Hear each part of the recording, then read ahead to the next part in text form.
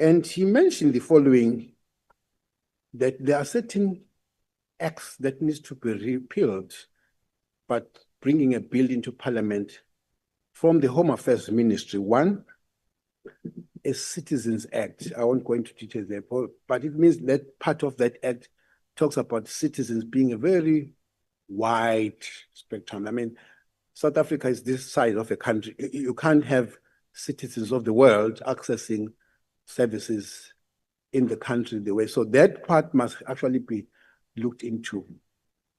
The other two, that one was in 1993, and the Refugees Act of 1998 also needs some repeal through the bill.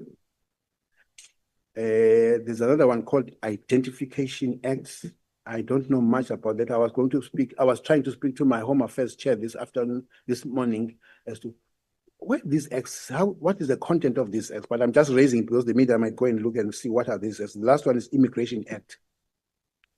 So some of these acts are very wide and encompassing what some of the people are in their views are saying. Maybe they should actually have a bit of limitation.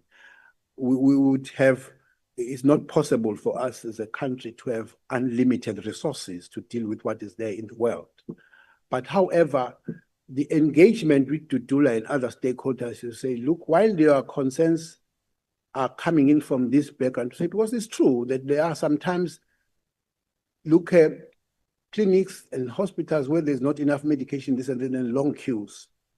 But the other thing that makes us to say, maybe let's actually streamline the approach. If there was to be a fire in any of our informal settlements, God forbid, but we also know that every time there's another fire, this and that, most of those citizens lose their identifications, their IDs and everything. So you'd also be saying to other South Africans, you are legitimate South Africans, you don't have access into this facility unless and until you produce an ID. It doesn't matter your ID was burnt in the fire last night or last week.